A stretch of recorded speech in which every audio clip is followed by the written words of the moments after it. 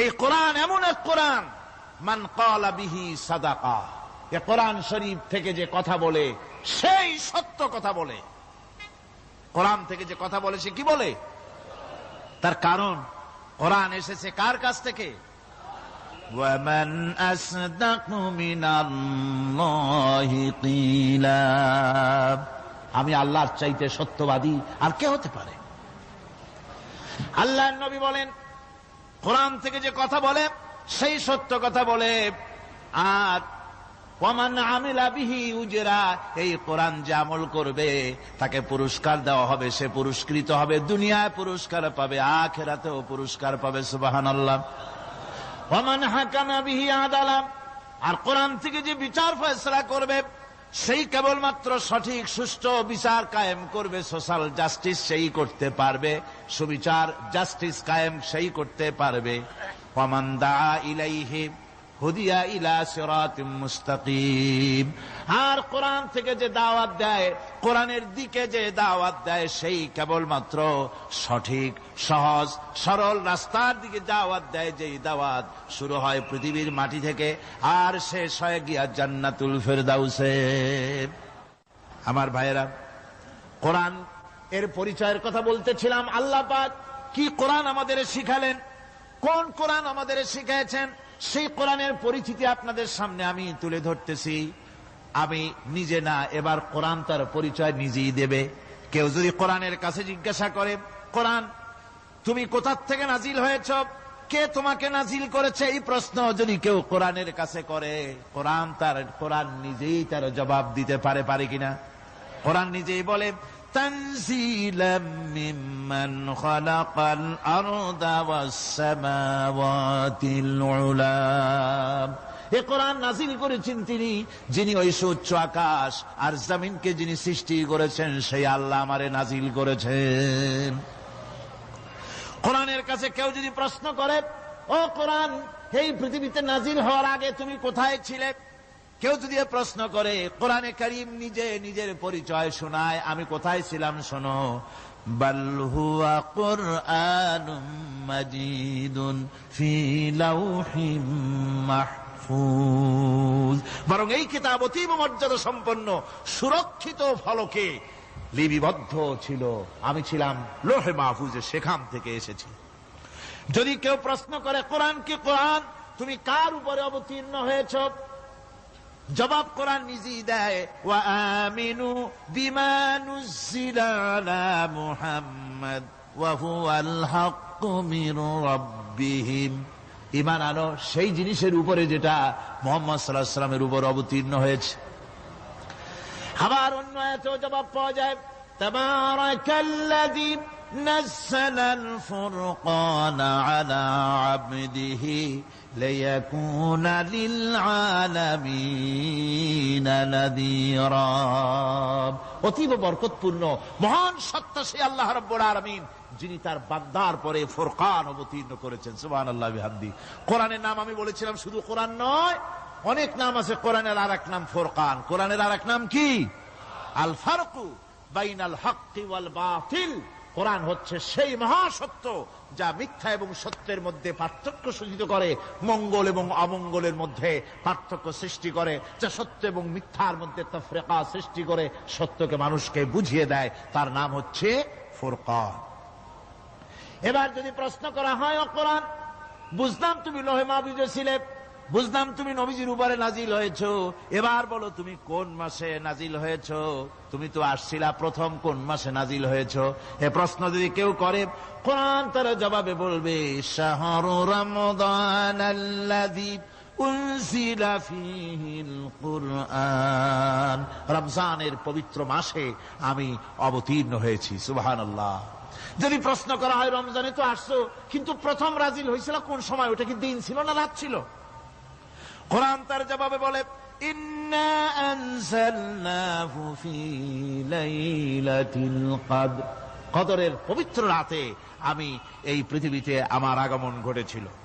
যদি প্রশ্ন করা হয়, বুঝলাম সবই, কেন নাজিল হয়েছে তুমি, এই পৃথিবীতে তোমার আসার উদ্দেশ্য কি, মূল কাজটা কি, এই প্রশ্ন যদি করা হয়, কোরআনে কারীম তার জবাবে বলে, শোনো কেন এসেছি, লিতুখরিজান নাসা মিনাজ-জুলুমাতি ইলান-নূর। আমার মিশন হচ্ছে গোটা বিশ্ব মানবতাকে পুঞ্জীভূত জমাট বাঁধা অন্ধকারের ভেতর থেকে টেনে বের করে আলোর সন্ধান দিতে, আলোর দিকে আনার জন্য আমি কোরআন নাজিল হয়েছি। গোটা পৃথিবীর মানুষ আছে অন্ধকারের ভিতরে। কিসের মধ্যে? অন্ধকার কি? অন্ধকার হচ্ছে পুঁজিবাদ, অন্ধকার সমাজতন্ত্র, অন্ধকার ধর্ম নিরপেক্ষতাবাদ, অন্ধকার জাতীয়তাবাদ। মানুষের তৈরি করা যত মতবাদ সব কি? জোরে কন, সবগুলি কি? অন্ধকার। এই অন্ধকারের ভেতর থেকে মানুষগুলিকে টেনে আনবে কোরআন কিসের দিকে? আলোর দিকে। এবার যদি প্রশ্ন করা হয়, বুঝলাম তুমি অন্ধকার থেকে আলোর দিকে নিয়ে আসবে, আলোর দিকে আসলে পরে ফায়দাটা কি হবে? মূল ফায়দাটা বুঝায় দাও, আসল ফায়দা কি হবে তোমারে যদি মানি? কোরআন তার জবাব দেয়, নিজের পরিচয় নিজে তুলে ধরে, ফামান তাবিআ হুদায়া ফালা খাউফুন আলাইহিম ওয়ালা হুম ইয়াহজানুন। এই কোরআনকে যদি মেনে চলো, এই কোরআনের আইন যদি মানো, সমাজে মানো, ব্যক্তিতে মানো, পরিবারে মানে, রাষ্ট্রে মানো, জীবনের সব ক্ষেত্রে সমস্ত জায়গায় যদি এই কোরআনকে মেনে চলো, ফালা খাউফুন আলাইহিম, তাহলে তোমাদের কোনো ভয় থাকবে না, ওয়ালা হুম ইয়াহজানুন, কোনো চিন্তাও থাকবে না। কিসের ভয় থাকবে না? কোরআনের আইন মেনে যদি চলো সমাজে ও রাষ্ট্রে, চুরির ভয়, ডাকাতির ভয়, জেনার ভয়, হত্যার ভয়, সন্ত্রাসের ভয়, কোনো ভয় থাকবে না। ওয়ালা হুম ইয়াহজানুন, চিন্তাও থাকবে না। খাওয়া পড়া, শিক্ষা, চিকিৎসা, বাসস্থান, এগুলির কোনো চিন্তা থাকবে না। কোরআনের সমাজে সব কিছুর গ্যারান্টি দেওয়া হবে, সবগুলি পেয়ে যাবে। এখন যদি আবার প্রশ্ন করা হয়, কোরআন বুঝলাম তোমারে মানলে পরে সব ফায়দা হবে, তাহলে এবার জবাব দাও, তোমার ভিতরে কি রাজনীতি আছে নাকি? আমি তো মানুষ, আমার রাজনীতি করা লাগে। Man is social animal. আমরা তো জঙ্গলের পশু নই, আমরা তো মানুষ। আমাদের সমাজ আছে, আমাদের পৌর নির্বাচন আছে, আমাদের জাতীয় নির্বাচন আছে, আমাদের কলকারখানা আছে, জমিন আছে, আমাদের রাজনীতি, অর্থনীতি, সমাজনীতি আছে, পারিবারিক নীতি আছে, অনেক নিয়ম মালা আছে, নিয়ম নীতি আছে। তোমারে মানলে তোমার ভিতরে কি ওগুলো আছে নাকি সে কথা বলো। কোরআন তার জবাবে বলে, وَنَزَّلْنَا عَلَيْكَ الْكِتَابَ تِبْيَانًا لِكُلِّ شَيْءٍ وَهُدًى وَرَحْمَةً وَبُشْرَى لِلْمُسْلِمِينَ। কোরআন জবাবে বলে, শুনে রাখো, শুধু অর্থনীতি সমাজনীতি নয়, শুধু রাজনীতি আর শিক্ষানীতি, যুদ্ধনীতি নয়, তোমার জীবনে যা কিছু দরকার, ইহকালে যা কিছু দরকার, পরকালে, সব কথাগুলি আল্লাহ রব্বুল আলামিন আমি কোরআনের সিনার ভিতরে খুলে খুলে বর্ণনা করে দিয়েছেন। সব কথা এ কোরআনে কারীমের ভিতরে রয়েছে। তোমার এমন কোন জিনিস নাই যা তুমি কোরআনে কারীমের মধ্যে পাবে না। তোমার সমস্ত প্রয়োজন আমার বুকের মধ্যে আল্লাহ দিয়ে দিয়েছেন। বিজ্ঞান আছে, দর্শন আছে, ইতিহাস আছে, সব আছে এর মধ্যে।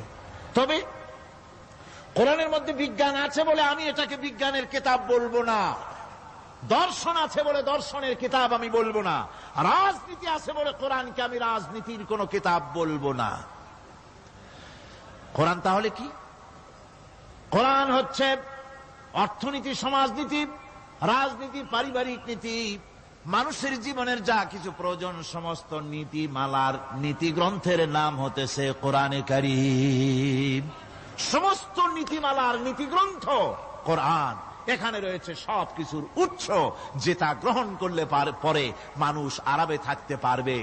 অমুসলিম নাগরিক বৃন্দ তাদের নাগরিক মর্যাদা পাবে।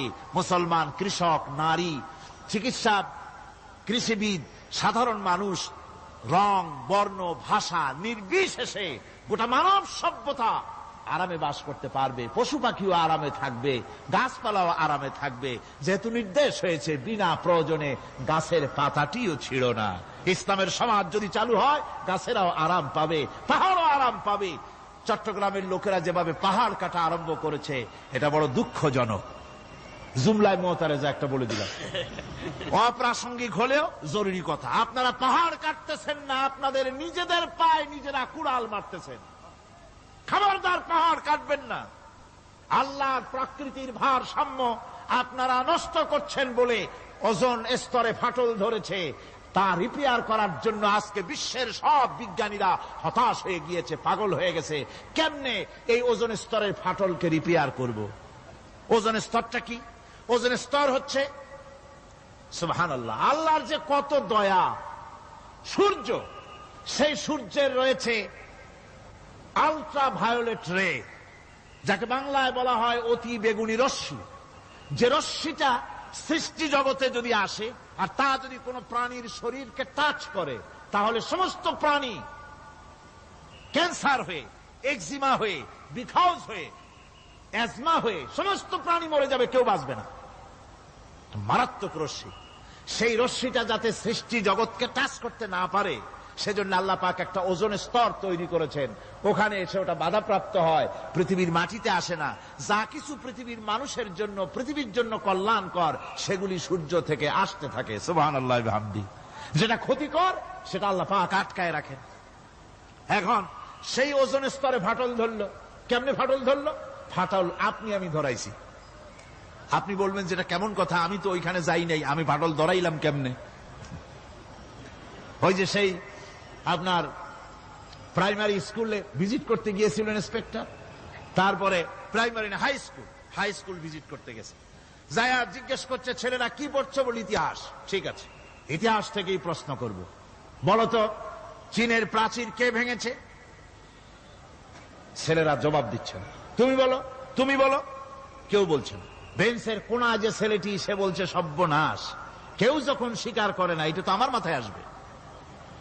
সব শেষ ইন্সপেক্টর তাকে বলছে তুমি বলো তো কে ভেঙেছে চীনের প্রাচীর? কয় স্যার, গ্রামে আমার দুষ্টমির যথেষ্ট বদনাম আছে, কিন্তু চীনের প্রাচীর ভাঙার মতো দুষ্কর্ম আমি করি নাই। ইন্সপেক্টর খুব রেগে গেলেন, মাস্টারের দিকে তাকালেন, এই বুঝি আপনার ইতিহাস পড়ানো? মাস্টার ইন্সপেক্টরের বিরক্তি ভরা মুখ দেখে বলছেন, স্যার রাগ করবেন না, এসব ছাত্র তো আমার, ওদের অবস্থা তো আমি জানি। আপনি আসছেন ঢাকা থেকে, আপনি জানবেন কি? আমি হলপ করে বলতে পারি আমার ক্লাসের কোন ছাত্র চীনের প্রাচীর ভাঙে নাই। ইন্সপেক্টর রাগ হইয়া চলে গেছে হেডমাস্টারের রুমে, যায় বলছে যে আমি আপনার স্কুলের গ্রান্টকে আমি নাকচ করে দেব, মঞ্জুরি আমি ক্যান্সেল করে দেব। কেন? এই অবস্থা। হেডমাস্টার বলছে স্যার রাগ করবেন না, আপনার জন্য কিছু টাকা পয়সাও রাখছি হাদিয়া, বড় একটা চর্বিযুক্ত খাসিও জবাহ করা হয়েছে, পুকুর থেকে রুই মাছ তোলা হয়েছে।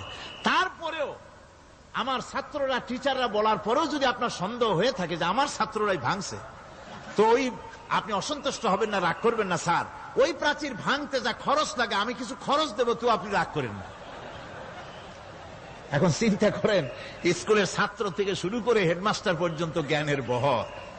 তো বলতেছিলাম, আপনি আমি ওজন স্তরে ফাটল ধরিয়েছি, তার অর্থ এই নয় যে আপনারা গিয়ে ওখানে কুড়াল মারিয়ে ওটারে ভাঙছেন। তাহলে ওটা কি হয়েছে? কোরআনে কারিমে রব্বুল আলামিন বলেন, ওয়ামা আসাবাকুম মিন মুসিবাতিন ফাবিমা কাসাবাত আইদিকুম ওয়া ইয়াফু আন কাসীর। যত বিপদ তোমাদের উপর আরোপিত হয়, সমস্ত বিপদ তোমাদের দুই হাতের কামাই করা। কে বলছেন? আল্লাহ পাক। ওজন স্তরে ফাটল ধরেছে, এটা বিপদ, বিশ্বের সমস্ত মানব সভ্যতা সৃষ্টি জগতের জন্য বিপদ। এই বিপদের জন্য দায়ী পৃথিবীর মানুষ। কিরকম? সেটা হচ্ছে গাড়ির পেছন থেকে যে কালো ধোঁয়া বের হয়, কল কারখানার চিমনি থেকে যে কালো ধোঁয়া বের হয়, এই কালো ধোঁয়াগুলি, তারপরে সমস্ত কেমিক্যাল উইপেন সেগুলি যে টেস্ট করা হয়, তার রিয়াকশন ইত্যাদি, এই কালো ধোঁয়া এবং সমস্ত মারণাস্ত্রগুলি এক্সপেরিমেন্ট করার সমস্ত এই রিয়াকশনগুলি সবগুলি গিয়ে ওই ওজন স্তরে ফাটল ধরিয়ে দিয়েছে। আস্তে করে পাতলা হয়ে এটা ফেটে গিয়েছে, অতি বেগুনি রশ্মি আসা শুরু করেছে। এটাকে বন্ধ করার জন্য বিজ্ঞানীরা আজ মরিয়া হয়ে গিয়েছে।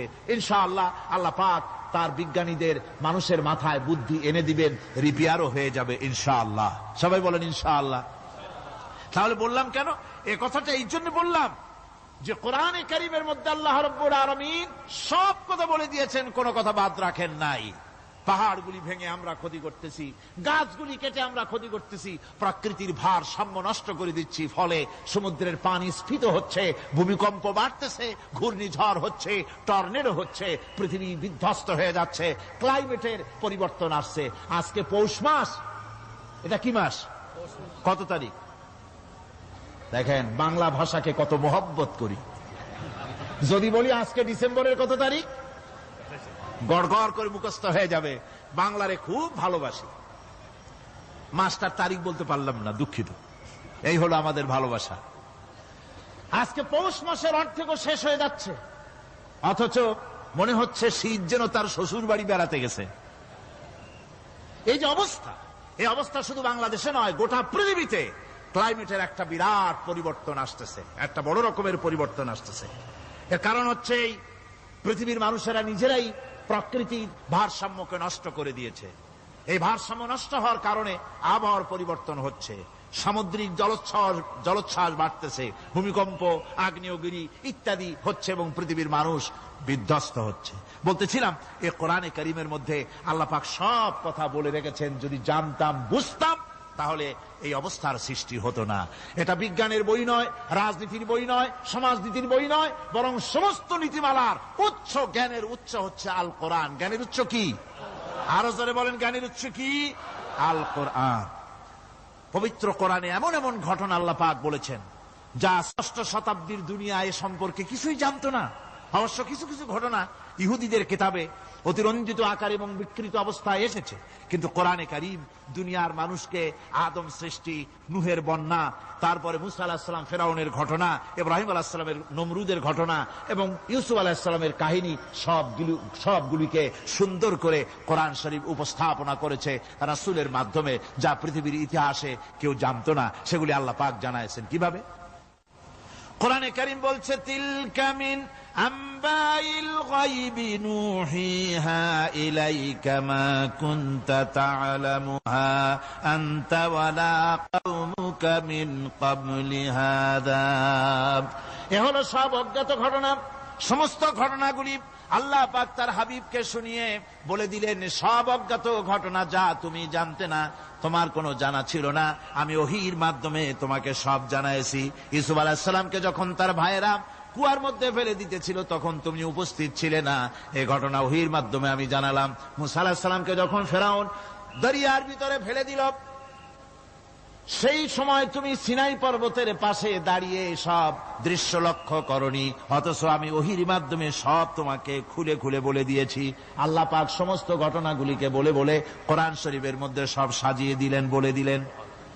তিনি বললেন, ওয়ামা কুনতা বিজানিবিল গারবিয়্যি ইয কাযাইনা ইলা মূসাল আমরা ওয়ামা কুনতা মিনাশ শাহিদিন। ফিরআউন যে মুসার সঙ্গে যে ব্যবহারটা করলো, এ সময় সেখানে তুমি উপস্থিত ছিলে না, আমি ওহীর মাধ্যমে তোমাকে তা জানিয়েছি। কাযালিকা নাকুসসু আলাইকা মিন আনবাই মা ক্বাদ সাবাকা ওয়া ক্বাদ আতাইনাকা মিন লাদুন্না যিকরা। আল্লাহ পাক বলেন, এভাবে আমি আপনার কাছে অতীত ঘটনাবলী ওহীর মাধ্যমে নিখুঁতভাবে আপনার সামনে সব বলে দিয়েছি। আমার ভাইয়েরা, এই বিশ্বলোকে ঊর্ধ্ব লোক সম্পর্কে নিয়ে ভুল তথ্য বর্ণনা আল্লাহ পাক করে দিয়েছেন কোরআনের মাধ্যমে। 1665 খ্রিস্টাব্দে স্যার আইজাক নিউটন তিনি আবিষ্কার করলেন মাধ্যাকর্ষণ শক্তিকে।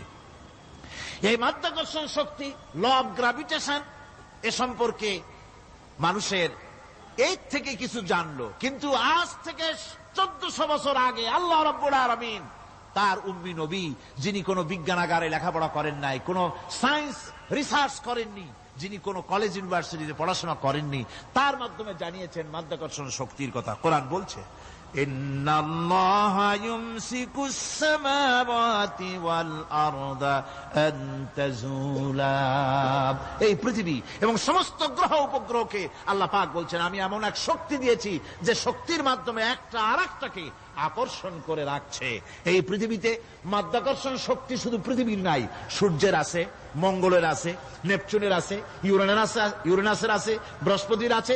প্রত্যেকটি গ্রহের আলাদা আলাদা মাধ্যাকর্ষণ শক্তি আছে। আর এই শক্তির বলে একটা আর একটাকে টেনে ধরছে, যাতে করে বিচ্ছিন্ন হয়ে না যায়, যাতে করে ধ্বংসপ্রাপ্ত না হয়। এগুলি আল্লাহ পাক এই তথ্যগুলি কোরআনে কারীমের মধ্যে বলেছেন। ফলে মরিস বুকাইলির মতো লোক, যিনি ফরাসি দার্শনিক, তিনি বলেছেন দুনিয়ার সমস্ত বিজ্ঞানীদের থিওরি হচ্ছে এই যে বিজ্ঞানের কোন থিওরি ফাইনাল নয়। আজ একটা হচ্ছে, কাল সেটাকে পরিবর্তন করে নতুন আর এক থিওরি আসতেছে। কিন্তু কোরআনে কারীমের মধ্যে আমি, কে বলতেছেন কথা? না না না, মরিস বুকাইলি বলছেন কোরআন শরীফের ভিতরে আমি যে বিজ্ঞানের তথ্য পেয়েছি, থিওরি পেয়েছি, তার কোনো পরিবর্তন আজও হয় নাই, ভবিষ্যতেও হওয়ার কোনো সম্ভাবনা নাই। মরিস বুকাইলি মনে করেছিলেন বেদ আর বাইবেলে যেমন ভুল আছে, কোরআন শরীফে ওই রকম ভুল আছে, নাউজুবিল্লাহ। সেই জন্য তিনি আরবি শিখলেন কোরআন বোঝার জন্য, ভুল ধরার জন্য। কোরআন শিখলেন কি জন্যে? ভুল ধরার জন্য। আর এমন শেখা শিখছেন, ওই আরবি শিক্ষা মানে আমাদের দেশের লোকদের মতো আনাকুম জানাকুম শেখে নাই, ভালো করেই শিখছে, ভালো করেই মুখস্থ করেছে, তার ভালো করে আরবি শিখেছেন, তারপরে কোরআন শরীফ পড়েছেন, তারপরে তিনি এ কোরআন পড়ে তেলাওয়াত করে বুঝে এরপরে তিনি বই লিখেছেন the Bible, the Quran and science. এই বইয়ের মধ্যে তিনি পরিষ্কার লিখেছেন, কোরআন পড়লাম, এর ভিতরে একটা নকতা দেওয়ার, একটা কলমের ফোঁটা দেওয়ার জায়গা কারো নাই। কোরআন নিঃসন্দেহে মহান স্রষ্টা আল্লাহ রাব্বুল আলামিনের মানুষের বানানো কিতাব এটা হতে পারে না। সুতরাং কোরআন শরীফের মধ্যে আল্লাহ পাক সব কথা বলে দিয়েছেন।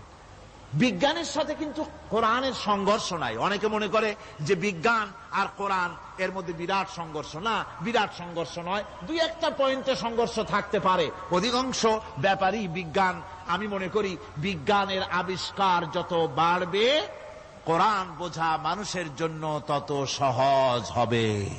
এটা আমার ধারণা, এটা আমার ধারণা। বিজ্ঞানের সাথে দুই একটা পয়েন্টের উপরে সংঘর্ষ আছে, যেমন চন্দ্র এবং সূর্য সম্পর্কে, সৌরজগৎ সম্পর্কে Copernicus, Kepler, Galileo, Newton, Einstein মহাশূন্য সম্পর্কে যে সব বক্তব্য রেখেছেন, সেসব বক্তব্যের সাথে কোরআন শরীফের কিছুটা বৈপরীত্য রয়েছে। যেমন কেউ বলেছেন সূর্য ঘোরে, পৃথিবী স্থির, কেউ বলে সূর্যের চতুর্দিকে পৃথিবী ঘোরে, কেউ কয় চন্দ্র ঘোরে, কেউ কয় আমরা কি আর বসে থাকি, আমরাও ঘুরি। কিন্তু আসলে ঘোরেটাকে কে ঘোরে, এ ফয়সালা কে দেবে? কে দিবে বলুন তো? হ্যাঁ, ঠিক বলেছেন, আল্লাহই দিবেন, কারণ এগুলি সৃষ্টি করেছেন কে? এবার শুনুন, এই বিতর্কের মীমাংসা আল্লাহ পাক করছেন কোরআনে কারিমে বহু আগে। গ্যালিলিও, কেপলার, কোপারনিকাস এদের বলার অনেক আগে বিশ্বনবী জনাবে মুহাম্মদ রাসূলুল্লাহ সাল্লাল্লাহু আলাইহি ওয়াসাল্লাম তিনি বলে দিয়েছেন, আল্লাহর কথা তিনি বলেছেন, লাশ-শামসু ইয়ানবাগী লাহা আন তুদরিকাল কামারা ওয়ালাল লাইলু সাবিকুন নাহার ওয়া কুল্লুন ফি ফালাকিন ইয়াসবাহুন।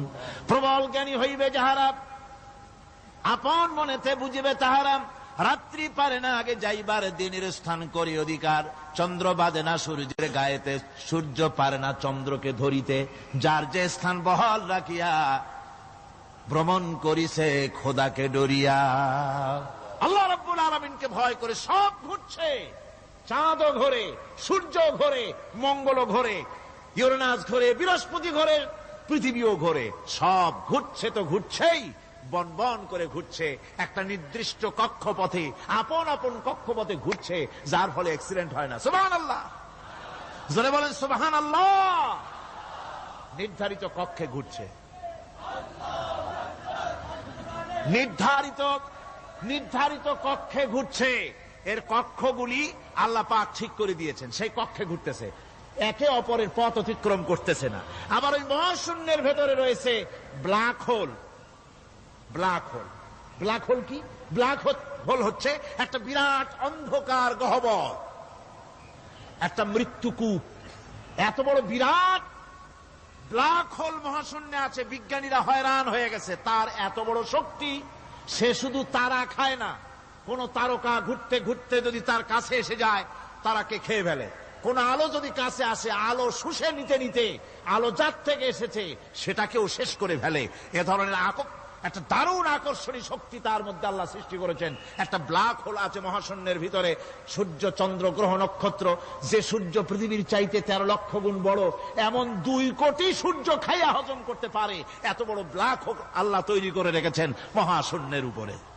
রয়েছে মিল্কি ওয়ে, রয়েছে গ্যালাক্সি, অন্তত 10,000 কোটি 10 সহস্র কোটি তারকা দিয়ে সমৃদ্ধ গ্যালাক্সি মিল্কি ওয়ে, যেটা অন্ধকার রাত্রে তারকা সজ্জিত রাতে উত্তর দক্ষিণ দিকে টানা একটা পথের মতো দেখা যায়। এটা হচ্ছে গ্যালাক্সি, এইটাকে বলা হয় মিল্কি ওয়ে। এটা হচ্ছে ছায়াপথ। অসংখ্য তারকা এর মধ্যে রয়েছে। কত বড় বড় তারকা, অনেক দূরে। তাই আমরা দেখি বিন্দু বিন্দু, আসলে কি বিন্দু না। কত বড় জানেন? বিজ্ঞানীরা বলেছেন দৈত্যের মতো বিরাট বিরাট তারকা আছে, যে সূর্য পৃথিবীর চাইতে 13 লক্ষ গুণ বড়। এরকমের সূর্যের অন্তত 3 কোটি সূর্য খাইয়া হজম করতে পারে এরকম অসংখ্য তারকা মিল্কি ওয়ের ভিতরে আল্লাহ সৃষ্টি করেছেন। সুবহানাল্লাহ বিহামদিহি, সুবহানাল্লাহ। আর মানুষ লাফায়, 4 আঙ্গুল মানুষ খালি লাভ দেয় মোষ কতগুলো রাখিয়া। কোন আনন্দে লাফা, কি শক্তি তোমার! মহাশূন্যের তুলনায় এই পৃথিবীর অবস্থান কি জানেন? এই জন্য যত বেশি পড়াশোনা করবেন মাথা নত হয়ে যাবে। কমিউনিস্ট হয় ছাগলেরা, বুদ্ধিমান কোনদিন কমিউনিস্ট হয় না। কারা কমিউনিস্ট হয়? ছাগলগুলি, যাদের আকল নাই, যাদের জ্ঞান নাই, বুদ্ধি নাই, ওরাই কমিউনিস্ট হয়। কোন চিন্তাবিদ, কোন বিজ্ঞানী কমিউনিস্ট হয় না। মাথা নত হয়ে যায়, আল্লাহর এই সৃষ্টি দেখে পাগল হয়ে যায়। নিঃসন্দেহে আল্লাহ আছেন, নইলে পরে এগুলি হয় কি করে? আমি চিন্তা করে পাই না কমিউনিস্ট হয় কেমন, কতখানি পাগল হইলে হয়। ছোট্ট একটা রুমাল দেখলে মনে করি কোন তাঁতি এটারে বানাইছে। একটা এই কি জানি কয় মাইক দেখলে মনে করি কেউ এটাকে বানাইছে। টেবিল দেখলে মনে করি কেউ বানাইছে। ফ্রিজ দেখলে মনে করি বানাইছে কেউ। একটা সুই দেখলে মনে করি কেউ এটাকে বানাইছে। আর এই বিশাল পৃথিবী, ওই বিশাল আকাশ, কমিউনিস্টরা কয় এমনি এমনি হয়েছে। আমার বন্ধুগণ, মাথা নত হয়ে আসবে চিন্তা করলে কি বিশাল সৃষ্টি আল্লাহ পাকের। এই ছায়াপথ, এই গ্যালাক্সি, এর তুলনায় পৃথিবীর অবস্থান কোথায়? পৃথিবীর অবস্থানটা হচ্ছে, আমার হাতে এটি একটি কলম।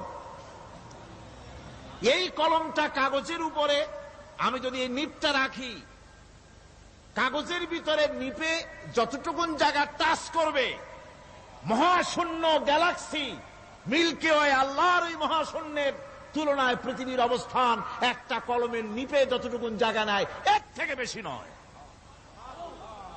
এই যদি হয় পৃথিবী, তাহলে সেই পৃথিবীর মানুষ আপনি কতটুকুন? সলিমুদ্দি বসিরুদ্দি খালি লাফায়। আমার বন্ধুগণ, লাভ কি? লাভের চোটে বলে হ্যান করেঙ্গে ত্যান করেঙ্গে, লাঠিকে আন্দার মুগুর ভরেঙ্গে। কয়দিন পর শোনা যায় শীত হয়ে পড়ছে, কিছু নাই। সুতরাং আল্লাহ পাকের অসীম সৃষ্টি জগৎ, এর সঙ্গে বিজ্ঞানের সংঘর্ষ কম, 2-1টা পয়েন্টে আছে। বাকি সবগুলিতে বিজ্ঞানের আবিষ্কার যত বাড়তেছে, আল্লাহরে চেনা, সৃষ্টি জগৎকে জানা মানুষের জন্য তত সহজ হচ্ছে। আর রহমান আল্লামাল কোরআন, কোরআন শিখিয়েছেন আমাদেরকে। রহমান এমন নিয়ামত দিয়েছেন যার মধ্যে সব আছে। মানুষ সৃষ্টির ব্যাপারে, মানব সৃষ্টির ব্যাপারে নির্ভুল তথ্য যদি পেতে হয়, তাহলে কার কাছে যাব? জোরে কন। আল্লাহর কাছে যেতে হবে। আর আল্লাহর কাছে না যাইয়া মানব সৃষ্টির রহস্য যদি জানতে যাই ডারউইনের কাছে, তাহলে আপনার মামু হবে সুন্দরবনের বান্দরেরা। ঠিক কিনা? বান্দরেরা হবে মামু, সিম্পাজি ওরাং ওটাং হবে আপনার নানার দাদা। তার কারণ ডারউইন সাহেব বলেছেন মানুষ এর পূর্বপুরুষ হলো বাঁদর, সিম্পাজি, ওরাং ওটাং। এটা হলো তার থিওরি অফ ইভলিউশন। এই বিবর্তনবাদের থিওরি পেশ করতে গিয়ে তিনি বলেছেন মানুষ হলো বান্দরের জাত। আরে বেটা, তুই বান্দরের জাত। নিজের লেজ কাটিয়া সকলের লেজ কাটা আরম্ভ করতে চাচ্ছে। কি পাগলের পাগল মানুষ হয়েছে বান্দরের জাত, আশ্চর্য কথা। কেমনি কইলে? তো বলল যে সিম্পাজি দেখছে, তো সে সিম্পাজি দেখে তার মনে হয়েছে যে মানুষ ওইরকমই তো দেখা যায়, তো মানুষ বুঝি বান্দর থেকেই আসছে। আমি বলি পৃথিবীতে এমন পাগল আমি কোনোদিন দেখিও নাই, শুনিও নাই যে কোন পাগল পাবদা মাছ দেখে বলেছে যে এটা হচ্ছে বোয়াল মাছের পূর্বপুরুষ। টাকি মাছ দেখে কোন ছাগলেও বলেছে আজ পর্যন্ত যেটা হলো শোল মাছের পূর্বপুরুষ। পুঁটি খাইতে খাইতে আস্তে আস্তে বিরাট শোলে পরিণত হয়ে গেছে, কোন পাগলেও বলেনি। আচ্ছা মেনে নিলাম দারুন সাহেবের থিওরি, মেনে নিলাম 1 সেকেন্ডের জন্য যে বান্দর থেকেই মানুষ হয়েছে। এখনো তো বানর প্রজাতি আছে না শেষ হয়ে গেছে? আছে কিনা? তাহলে সুন্দরবনে যান, যে দেখুন কোন বাঁদর কি এ পর্যন্ত দেখা গেছে যে কোমর পর্যন্ত মানুষের মতো হয়ে গেছে? আর একটু দুধ আর পনির আর একটু এই শুটকি মাছ লোট্টা ফিশ খাওয়াইলে আর কদিনের মধ্যে এই বান্দরটা মানুষ হয়ে যাবে। হয়েছে এরকম?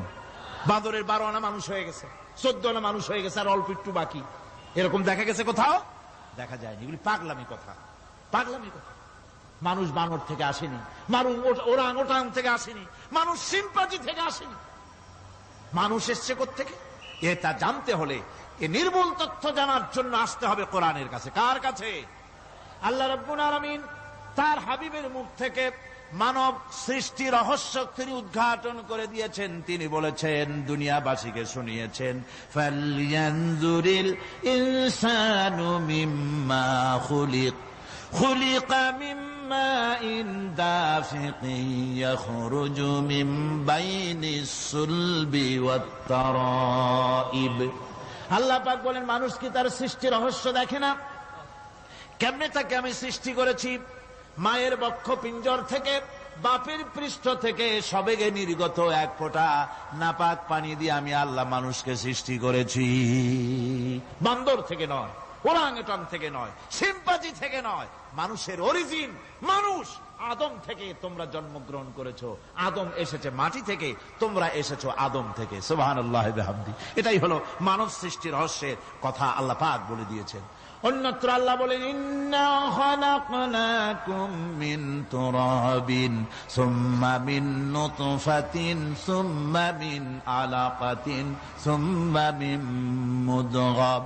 নিষ্প্রাণ মাটি থেকে তোমার উৎপত্তি হয়েছে, আর এই নিষ্প্রাণ মাটি দিয়ে তোমাকে তৈরি করা হয়েছে। এগুলি মাতৃগর্ভের ভিতরে গিয়া নাপাক পানি ফোঁটা জমাট রক্ত হয়েছে, গোশত হয়েছে, তারপরে মানুষের আকৃতি দিয়েছি, আর এরপরে বাচ্চার আকারে মায়ের পেট থেকে আমি আল্লাহ মানুষ করে তোমাকে বের করেছি। সুতরাং মানব সৃষ্টি রহস্যের কথা বিজ্ঞানের সাথে যেটা সাংঘর্ষিক হবে কোরআনের সাথে, আমরা সেটা মানতে পারি না। আমাদেরকে মানতে হবে মূল জ্ঞানের কেতাবটা। মূল জ্ঞানের কেতাব কোনটা? জোরে কম তো কোনটা? কোরআন। এখানে সব কথা আল্লামাল কোরআন। কোরআন শিখিয়ে মানুষকে আল্লাহ পাক সবচাইতে বড় দয়া করেছেন, এর থেকে বড় দয়া আর হয় না। কোরআন শিখিয়েছেন আমাদের, যার মধ্যে সমস্ত তথ্যের কথা আল্লাহ পাক বলেছেন।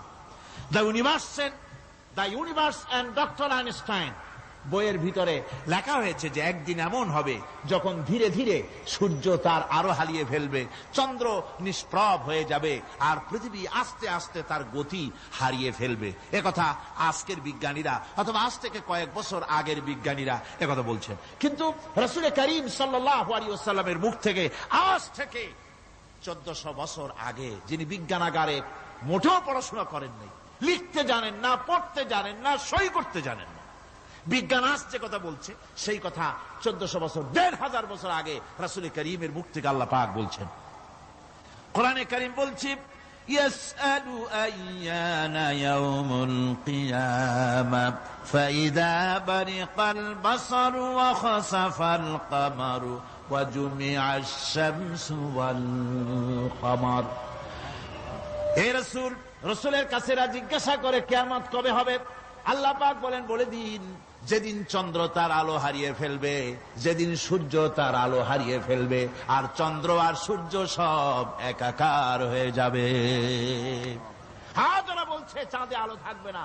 সূর্য আগের থেকে তার উত্তাপ এবং আলো স্তমিত হতেছে এবং হতে হতে এমন এক পর্যায়ে আসবে যখন সূর্য আলো হারিয়ে ফেলবে। বিজ্ঞানীরা গত 4-5 বছর আগে এ বক্তব্য রেখেছেন, কিন্তু 1400 বছর আগে বিজ্ঞানের লালনাগারে লেখাপড়া না করে হুজুরের মুখ থেকে আল্লাহ কথা বলে দিয়েছেন। তাহলে বিজ্ঞানের আসল কিতাব কোনটা?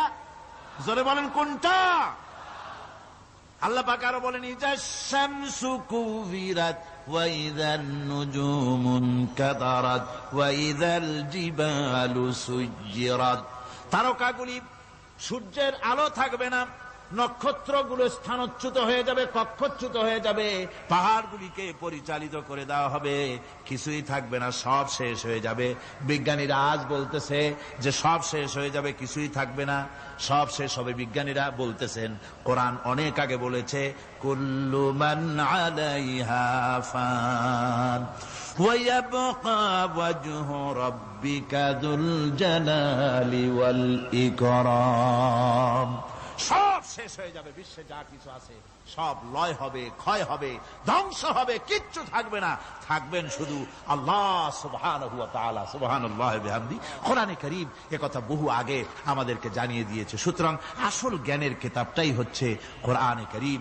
এই কোরআনের কাছে আমরা যত যেতে পারবো, যত কোরআন বুঝতে পারবো, ততই আমাদের জন্য আমরা সমৃদ্ধ হতে পারবো, আমাদের উপর আল্লাহর রহমত আসবে, আমরা সমাজ চালাতে পারবো, আমরা দেশ চালাতে পারবো, আমরা দুনিয়ায় শান্তি পাবো, আমরা আখিরাতেও মুক্তি লাভ করতে পারবো। কোরআনে কারীম সমস্ত বিজ্ঞানের উৎস, দর্শনের উৎস। এইটা না জানলে কিছুই জানা হয় না, এটা জানা হলে সব জানা হয়। পণ্ডিত আপনার ডক্টর শহীদুল্লাহ, আল্লাহ জান্নাত নসিব করুন, সবাই বলুন আমিন। তিনি বলতেন, বড় বড় সেমিনারে গিয়ে বলতেন তিনি, যে আপনারা যারা বক্তব্য রাখতে এসেছেন, জনগণকে বলছি না, যারা বক্তব্য রাখতে এসেছেন, এমএ পাস করেছেন, ডিগ্রি করেছেন, পিএইচডি করেছেন, এভারসিএস করেছেন, বহু কিছু ডিগ্রি আপনারা লাভ করেছেন, নামের আগে 6 হাত লম্বা ডিগ্রি আপনারা লাগাইছেন, আপনারা পণ্ডিত ঠিকই, কিন্তু এই কোরআন শরীফের জ্ঞান যদি আপনাদের না থাকে, আপনারা পণ্ডিত, তবে আপনারা মূর্খ পণ্ডিত। কি পণ্ডিত? কি পণ্ডিত? মূর্খ পণ্ডিত। ওরা বলে যে মৌলবীরা জানে কি, মৌলবীরা জানে কি? আরে ভাই, মৌলবীদের কাছে তো আসল জ্ঞান আছে। সুবহানাল্লাহ ওয়া বিহামদিহি। এখানে সবটা আছে। আপনারা এখানে আসেন, এটা বিশ্বাস করলে আপনি সবটা পেয়ে যাবেন। কোরআন বিশ্বাস করতে পারলে, কোরআন জানতে পারলে আপনি সব জানবেন। কোরআনে কারীমের মধ্যে আল্লাহ পাক কত কথা বলেছেন। এর মধ্যে আছে, আল্লাহ পাক বলেছেন, আফালা ইয়ানজুরুনা ইলাল ইবিলি কাইফা খুলিকাত। এই যে আমি উটগুলোরে বানাইছি, কেমনে বানাইলাম তোমরা কি দেখছো? উট কেমনে বানিয়েছি? মুফাসসিরিনে কেরাম এর উপরে অনেক আলোচনা করেছেন। তারা বলেছেন যে উট মরুভূমির জাহাজ, তারপরে উটের পিঠে একটা চুট আছে, কোন কোন উটের পিঠে 2টা চুট আছে, মাঝখানে বসে একটারে হেলান দিয়ে আর একটা ধরে বসা যায়। আমি দেখছি 2টা চুটওয়ালা উট, আফ্রিকান উট আমি দেখেছি, যে চুট সুবহানাল্লাহ দেখলে অবাক হয়ে যেতে হয় যে আল্লাহর কি কুদরত। উটের পৃষ্ঠে 2টা চুট, মাঝখানে আপনি বসবেন, পিছনেরটা একটা সোফা সেটের মতো, পিছনে হেলান দিলেন, আর সামনে যখন সে মরাল সম চড়াই উত্তরাই পথ দিয়ে নামা ওঠা করবে, তখন আপনি যেন পড়ে না যান সেজন্য সামনেরটা বুকের সাথে জড়ায় ধরবেন। এরপরে কি সৃষ্টি আল্লাহর, সুবহানাল্লাহ ওয়া বিহামদিহি। জিরাফগুলি দেখুন, জিরাফগুলি তার মাথা কত বড় উঁচা। লন্ডন জুতে জিরাফ দেখলাম, সে জিরাফের দেহ থেকে তার মাথাটা 22 ফিট উঁচা। মানে সে যদি নিচে দাঁড়ায়, 3 তলা বিল্ডিং এর ছাদের উপরে নাস্তা দিলে তো নিচে দাঁড়ায় খাইতে পারে, এই অবস্থা। সেই জিরাফে পানি খাবে কেমনে? মাথা হলো অত উঁচায়, পিছনের ঠ্যাং 2টা খাটো, সামনের ঠ্যাং 2টো উঁচা, এখন পানি খাবে কেমনে? ওই মাথা নামাইতে গেলে ঠ্যাং তো অনেক উঁচা। আল্লাহ পাক এমন সুন্দর ব্যবস্থা করলেন, সামনের 2টা ঠ্যাং এভাবে সরায় দেওয়ার মতো। ও যখনই পানি খায় দেখলাম 2টা ঠ্যাং অনেক ছেড়ায় দেয়, 2 দিকে ঠ্যাং চলে যায়, তখন মাথাটা সহজে নিচে নামায় আসে, পানি খাইতে পারে। এই সুযোগগুলি আল্লাহ সুবহানাহু ওয়া তাআলা তিনি করে দিয়েছেন। ওমা কুন্না আনিল খালকি গাফিলিন, আমি আমার সৃষ্টি জগৎ সম্পর্কে অমনোযোগী নহি। সুবহানাল্লাহ ওয়া বিহামদিহি। ভল্লুকগুলি কি বিরাট বিরাট একটা ভল্লুক, শ্বেত ভল্লুক দেখেছি, কৃষ্ণ ভল্লুক দেখেছি, হাঁটতেছে মনে হয় যেন পায়ের তলায় হাফসুল করা, ঠিক জুতা পায়ের তলাটা যেমন দেখা যায় ওই রকমের তলাটা, গায়ে একেবারে পশম। ওই বরফের দেশে থাকতো, সে শীত কষ্ট না পায়, সেই জন্য আল্লাহ একটা কম্বল ওর গায়ে জড়ায় দিয়েছে, অটোমেটিক কম্বল। সুবহানাল্লাহ ওয়া বিহামদিহি। তো উট, আল্লাহ বলছেন উট কেমনে বানাইছি দেখছো? আফালা ইয়ানজুরুনা ইলাল ইবিলি কাইফা খুলিকাত, উট বানালাম কেমনে দেখেছিস? মানুষ অবাক হলো, আল্লাহ এত কথা থুইয়া উটের কথা বলছেন। কারণ নানান রকম মানুষ বলল। শেষ পর্যন্ত প্রাণীতত্ত্ববিদরা তারা আবিষ্কার করলেন মূল কারণটি। অনেক কারণ আছে আল্লাহ পাকে কথা বলার। উট তো মরুভূমির জাহাজ, তারপরে উট মানুষের অনেক উপকারে আসে, একথা বলা হয়েছে। প্রাণীতত্ত্ববিদরা খুঁজে তারা দেখতে পেয়েছে যে উটকে জবাহ করে দেখা গেছে উট সমস্ত প্রাণী বাতাস থেকে অক্সিজেন যতটা গ্রহণ করে ততটা ছেড়ে যায়। একমাত্র প্রাণী উট যে যতটা অক্সিজেন গ্রহণ করে বাতাস থেকে সবটা ছাড়ে না, 2/3 ছেড়ে দেয়। 1/3 তার লাংসের পাশে রাখার জন্য আল্লাহ পাক একটা চেম্বার তৈরি করেছেন। ওই চেম্বারের ভিতরে 1/3 অক্সিজেন থেকে যায়। কারণ পানিও রেখে, তার পানি রাখার জন্য রিজার্ভ ট্যাঙ্কি আছে, একটা রিজার্ভ ট্যাঙ্কি আছে, অক্সিজেন রাখার একটা চেম্বার আছে। এগুলি কেন? এই জন্য যে মরুভূমির ভিতরে সাইমুম শিল্পী গোষ্ঠী না, কিন্তু ঝোড়ো হাওয়া, মরুভূমির ভিতরে ঝোড়ো হাওয়া, এই ঝোড়ো হাওয়া যখন আরম্ভ হয়ে যায় তখন মানুষ বাঁচতে পারে না। মানুষ টের পাইয়া সব বাড়িতে চলে যায়। মরুভূমিতে চড়ে বেড়ায় উট, সে যাবে কোথায়? ওর তো যাওয়ার জায়গা নাই। 7 দিন 8 দিন 1 সপ্তাহ 2 সপ্তাহ পর্যন্ত এই মরুভূমিতে ঝড় চলতে থাকে, বালুর ঝড়, কিচ্ছু দেখা যায় না। ওখানে দেখছিলেন বালুর পাহাড়, আজকে দেখবেন বালুর পাহাড় এখানে চলে আসছে। এইভাবে পাহাড় তৈরি হয়ে যায়, বালি উড়ায় নিয়ে যায় বাতাসে। এই বাতাসের ভিতরে বালু উঠতে থাকে সমানে, মানুষ প্রাণী কিছুই সেখানে শ্বাস করতে পারে না, বাঁচতে পারে না। উটের মতো প্রাণী যে মরুভূমিতে থাকে ও বাঁচবে কি করে? আল্লাহ সুবহানাহু ওয়া তাআলা ওর লাংসের পাশে অক্সিজেন রাখার চেম্বার করে পানির ট্যাঙ্কি তৈরি করে দিয়ে রেখে এমন কায়দা করেছেন, ও যখনই টের পায় যে ঝড় শুরু হবে, সাথে সাথে ঠ্যাং দিয়া মুখ দিয়া গর্ত করে বালুর ভিতরে মাথা ঢুকাইয়া 1 সপ্তাহ 2 সপ্তাহ থাকতে পারবে মাটির তলে, অক্সিজেনের অভাব হবে না। আফালা ইয়ানজুরুনা ইলাল ইবিলি কাইফা খুলিকাত, দেখো নাকি কিভাবে সৃষ্টি করেছি আমি এই সুন্দর উটকে, একবার দেখো। আর শুকরিয়া তোমার মাথা নত হবে। যত বড় কমিউনিস্ট হও, আল্লাহর জন্য সেজদা দিতে বাধ্য হবে যদি তোমার ঈমান এতটুকুনো থাকে।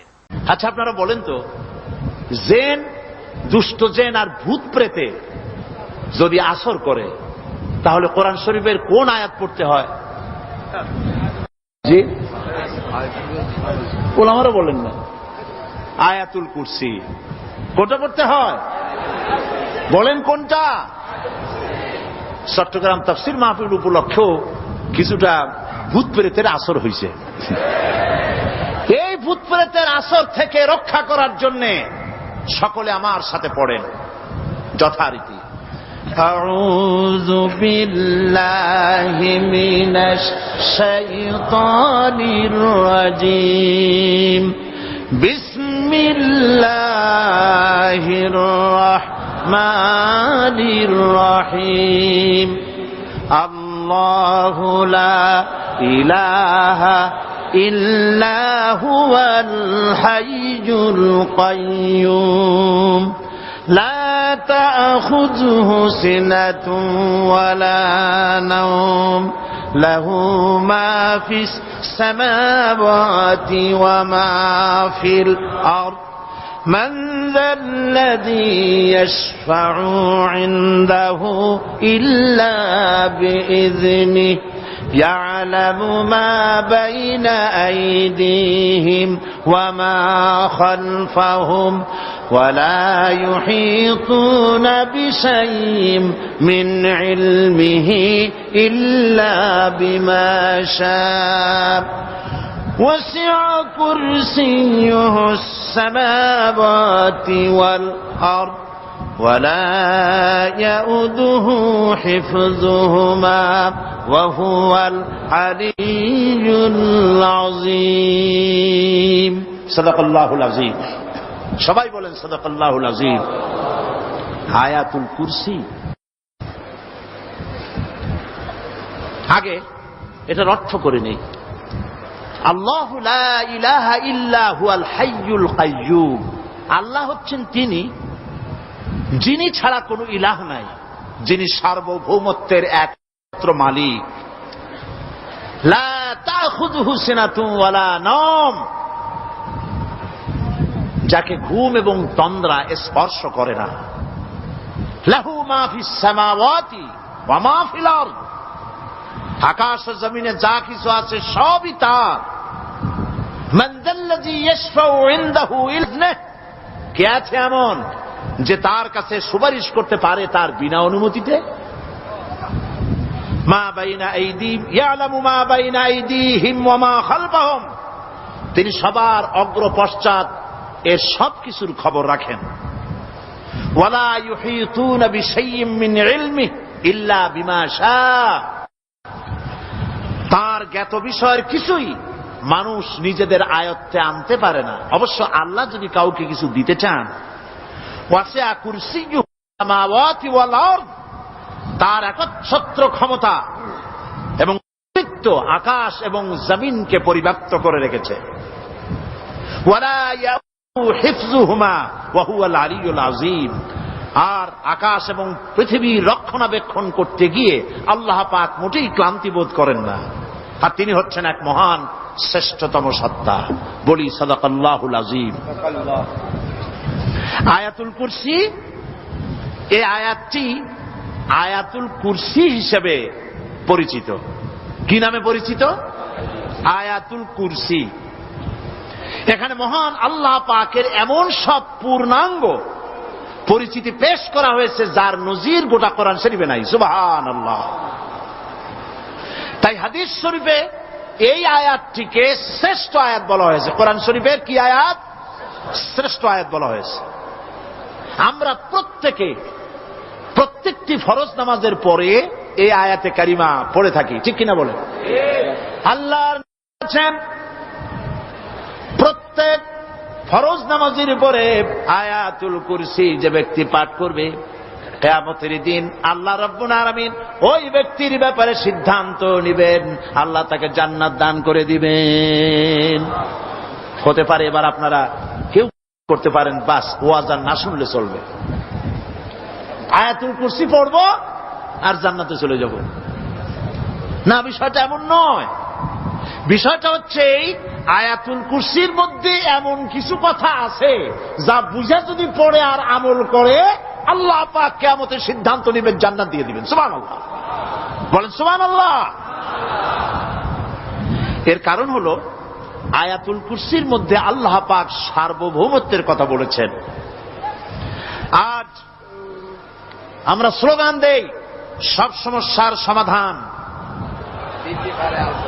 ও মাশাআল্লাহ, চট্টগ্রামের সবাই বোধহয় এই পরিচিত স্লোগানটা জানেন না। জবাব তা আপনারা জবাব দিতে পারলেন না কেন? সব সমস্যার সমাধান দেন স্লোগান আপনারাই।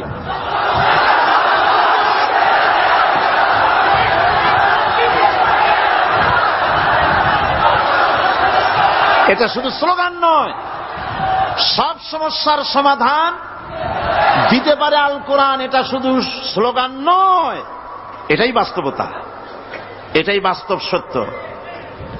আয়াতুল কুরসির মধ্যে রয়েছে একটি জটিল সমস্যার সমাধান, যাকে সহজ কথায় বলা যায় গদি সমস্যার সমাধান।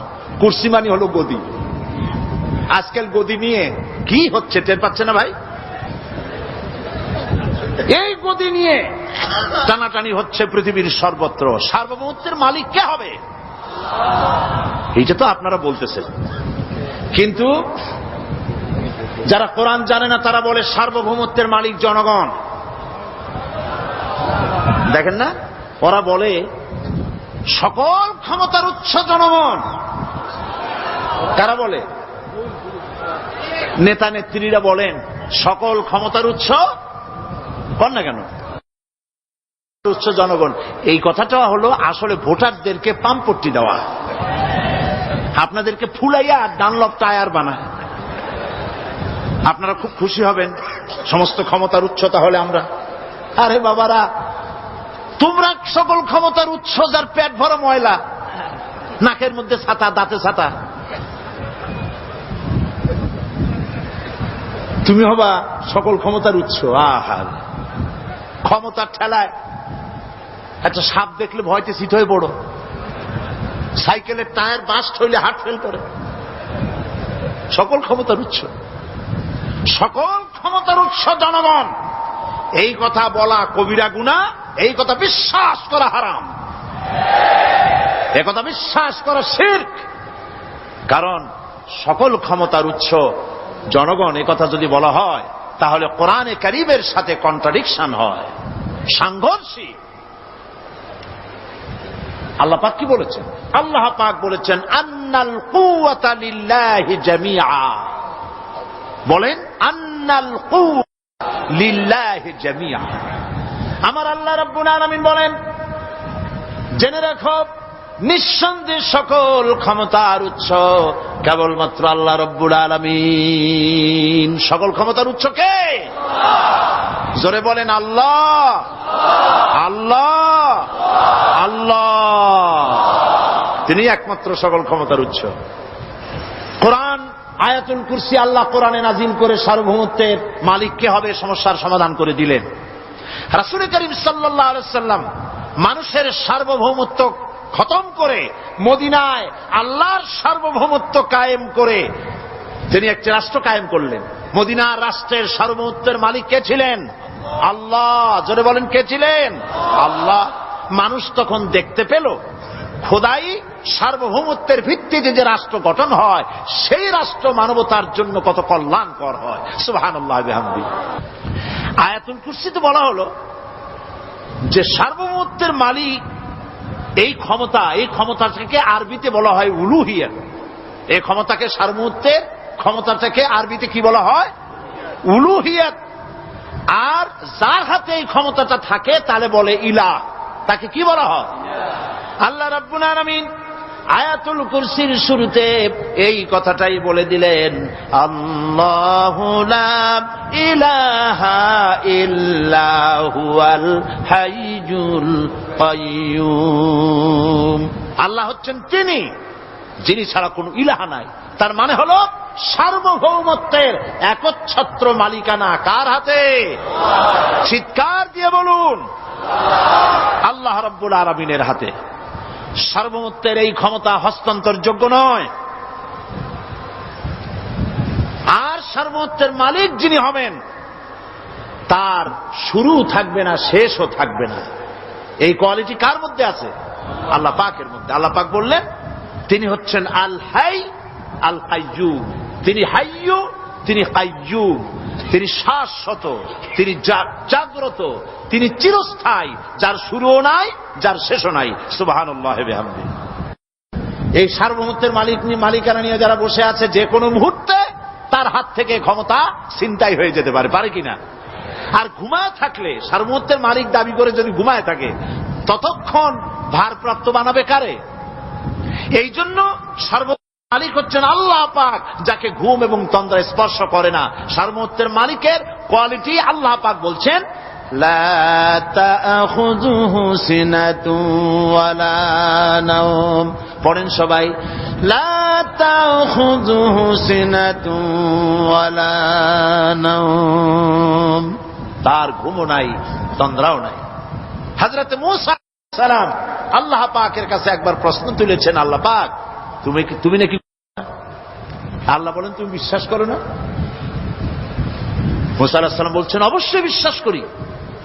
আল্লাহ পাক বললেন বিশ্বাস যদি করো তাহলে বুঝানো যাবে। হযরত ইব্রাহিম আলাইহিস সালাম বলেছিলেন আল্লাহ পাকের কাছে, কাইফা রব্বি আরিনি কাইফা তুহিল মাউতা। হে রব, তুমি আমারে দেখাও কেমনে তুমি মৃত্যুকে জিন্দাকে মৃত্যু করো, মৃত্যুকে জিন্দা করো, একটু দেখাও আমারে। আল্লাহ পাক বললেন আওয়ালাম তুমিন, বিশ্বাস করো না? ইব্রাহিম আলাইহিস সালাম সঙ্গে সঙ্গে বললেন বালা। নাম বললেন না। বালা মানেও হ্যাঁ, নাম মানেও হ্যাঁ, কিন্তু একটু বেশ কম আছে। তিনি নাম না বলে বালা বললেন। নামের অর্থ হলো হ্যাঁ, আর না বালার অর্থ হচ্ছে কেন নয়, অবশ্যই বিশ্বাস করি। ওয়ালাকিন লিয়াতমাইন্না কালবি। তবে আল্লাহ তুমি যদি চোখে দেখাও একটু, তাহলে এগুলি একটুখানি লিয়াতমাইন্না কালবি, আমার অন্তরাত্মা প্রশান্তি লাভ করবে যদি চোখে দেখতে পারি। আল্লাহ বলেন তাহলে তোমারে দেখাবো। আল্লাহ দেখাইলেন। মুসা আলাইহিস সালাম যখন বললেন যে আল্লাহ পাক আর মৃত্যুকে চিন্তা করো কেমনে, তুমি ঘুমায় থাকো, না ঘুমায় পারো কেমনে? তোমার নাকি ঘুম নাই, তন্দ্রা নাই। আল্লাহ পাক বলেন বিশ্বাস করো না? বলে আমি বিশ্বাস করি। তো ঠিক আছে, তাহলে তোমার দেখাই। বললেন 1 গ্লাস পানি নিয়ে আসো। 1 গ্লাস পানি নিয়ে এসে দাঁড়িয়ে থাকো। আল্লাহ পাক মুসা আলাইহিস সালামকে বললেন 1 গ্লাস পানি নিয়ে দাঁড়াও। আর ঘুমকে আল্লাহ পাক বললেন মুসারে ধরো। মুসা আলাইহিস সালাম নিদ্রাচ্ছন্ন হলেন, তন্দ্রা এসে গেল, হাত শিথিল হয়ে হাতের থেকে পানি ভর্তি গ্লাস পড়ে ভেঙে চুরমার হয়ে গেল। মুসা আলাইহিস সালাম ভয় পেয়ে গেলেন। আল্লাহ রাব্বুল আলামিন বলেন, ভয় পাওয়ার কোনো কারণ নাই, তোমার প্রশ্নের জবাব আমি এভাবেই দিলাম। 1 গ্লাস পানি নিয়ে কয়েক মিনিট দাঁড়াইতে পারো নাই, ঘুমের সঙ্গে সঙ্গে গ্লাস পড়ে ভেঙে গেল। তামাম আকাশ আর জমিন, গোটা সৃষ্টি জগৎ তোমার আল্লাহ পাকের হাতের মুঠার মধ্যে রয়েছে। আল্লাহ যদি ঘুমায় যায় সব শেষ হয়ে যাবে। তামাম সৃষ্টি জগতের ট্রাফিক কন্ট্রোল আল্লাহ কর্তৃক হয়, আর মানুষের যা হয় আল্লাহ পাক তার থেকে সম্পূর্ণ মুক্ত। আল্লাহ পাকের ঘুম নাই, তন্দ্রাও নাই। লা তাখুযুহু সিনাতু ওয়ালা নাওম, ঘুমও নাই, তন্দ্রাও নাই। আল্লাহ পাক সমস্ত রকমের মানবীয় কোয়ালিটি থেকে, গুণ থেকে মুক্ত, মুবাররা, পবিত্র। আল্লাহ রাব্বুল আলামিন সার্বভৌমত্বের একচ্ছত্র মালিক হচ্ছেন আল্লাহ পাক। তিনি ছাড়া কোন ইলাহ নাই। তিনি পরিষ্কার করে বলছেন, আল্লাহু লা ইলাহা ইল্লা হুয়াল হাইয়ুল কাইয়্যুম।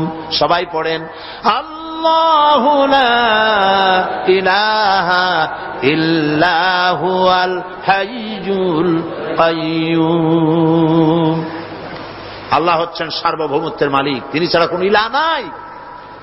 এমন একটি আয়াত তাফসীরের জন্য আল্লাহ এনে দিয়েছেন, যেই আয়াতটি বুঝলে পরে দুনিয়া শান্তি, আখিরাতেও শান্তি। গদি সমস্যার সমাধান হবে, সব সমস্যার সমাধান হবে। আয়াতুল কুরসি এমন আয়াত যা তেলাওয়াত করলে, বুঝলে, আমল করলে কিয়ামতের দিন আল্লাহ পাক তার সম্পর্কে সিদ্ধান্ত নেবেন, জান্নাত দিয়ে দিবেন। সুবহানাল্লাহ। আউযু বিল্লাহি মিনাশ শাইতানির রাজীম। বিসমিল্লাহির রাহমানির রহিম। প্রত্যেক অক্ষরে অক্ষরে 10-10 করে নেকি এখন আমাদের নামায় আমলে লেখা হচ্ছে। সুবহানাল্লাহ। গলা ছেড়ে দিয়ে সবাই পড়েন আমার সাথে, আল্লাহু লা ইলাহা ইল্লা হুয়াল হাইয়ুল কাইয়্যুম। লা তাখুযুহু সিনাতুন ওয়ালা নাওম। লাহু মা ফিস সামাওয়াতি ওয়া মা ফিল আরদ। মান الذي يشفع عنده إلا بإذنه يعلم ما بين أيديهم وما خلفهم ولا يحيطون بشيء من علمه إلا بما شاء وسع كرسيه السماوات والأرض ولا يؤوده حفظهما وهو العلي العظيم صدق الله العظيم। আয়াতুল কুরসি হচ্ছে কোরআন শরীফের সর্বশ্রেষ্ঠ আয়াত। সুবহানাল্লাহ। রাসূল বলেছেন আয়াতুল কুরসি হচ্ছে কোরআনে কারীমের সর্বশ্রেষ্ঠ আয়াত। এবং আল্লাহ পাকের তাওহীদের ব্যাপারে, সার্বভৌমত্বের ব্যাপারে এত বিস্তারিত অল্পের মধ্যে আর অন্য কোন আয়াতের মধ্যে ভাবে আসে নাই। এই জন্য আয়াতুল কুরসির এত মর্যাদা। কালকে আরো একটি হাদিস শোনাইছিলাম, বোধহয় নিশ্চয়ই আপনাদের মনে আছে, প্রত্যেক ফরজ নামাজের পরে আয়াতুল কুরসি যে একবার পড়বে, তেলাওয়াত করবে, কিয়ামতের দিন আল্লাহ পাক তার সম্পর্কে সিদ্ধান্ত নিবেন, তাকে জান্নাত দিয়ে দিবেন। সুবহানাল্লাহ কইতে ইচ্ছে করলো না? আলহামদুলিল্লাহ বলবেন না? তার অর্থ হলো এই আয়াতুল কুরসি যদি মানুষ পড়ে আর বোঝে, আর ওই অনুযায়ী যদি আকীদা তৈরি হয়, জীবন তৈরি হয়, তার জীবন জান্নাতের জন্য তৈরি হয়ে যায়। গতকাল আল্লাহ পাকের সার্বভৌমত্বের কথা আমরা আলোচনা করেছিলাম। আলোচনা করব আল্লাহ পাকের পরিচয়। আল্লাহ পাক তিনি কে? আমরা বলি আল্লাহ। আমরা কি বলি? বলেন সবাই, কি বলি? আমি অনেকবার আপনাদেরকে এই কথাটা বলেছি, বোধহয় নিশ্চয়ই মনে আছে। আল্লাহ এই উচ্চারণটা আমাদের অনেকের হয় না, কেউ বলে না আল্লাহ। আল্লাহ পাকের উচ্চারণটা হচ্ছে, আল্লাহ পাকের নাম উচ্চারণ হচ্ছে আল্লাহ। মুখটা একটু গোল হয়ে যাবে, বলেন আল্লাহ আল্লাহ আল্লাহ। পৃথিবীতে বিভিন্ন জাতি তার স্রষ্টাকে, তারা যাকে স্রষ্টা মনে করে, বিভিন্ন নামে ডাকে। কেউ বলে ভগবান, কেউ বলে ঈশ্বর, কেউ বলে পরমেশ্বর, কেউ বলে বিধাতা, কেউ বলে গড। বিভিন্ন নামে লোকেরা এভাবে ডাকে। তো ভগবান বললে তার প্রতিশব্দে স্ত্রীলিঙ্গে কি আসে? বলেন ভগবতী। ঈশ্বর বললে স্ত্রীলিঙ্গে কি আসে? ঈশ্বরী। বিধাতা বললে তার স্ত্রীলিঙ্গে কি আসে? বিধাত্রী। গড, এটার স্ত্রীলিঙ্গে আসলে কি হবে? তো প্রত্যেকটি, তারা যে ভাষায় আল্লাহকে ডাকে, প্রত্যেকটি ভাষায় স্ত্রীলিঙ্গে একটি প্রতিশব্দ আসে। আল্লাহ এর স্ত্রীলিঙ্গে, এর প্রতিশব্দে আরেকটি শব্দ কি গোটা বিশ্ব খুঁজে পাওয়া যাবে? জোরে বলেন, যাবে? যাবে না।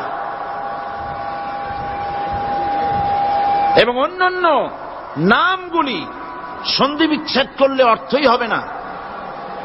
গড, এটাকে যদি উল্টায়া বলা হয় তাহলে কি হয়ে যাবে? এবার দেখুন, আল্লাহ এই নাম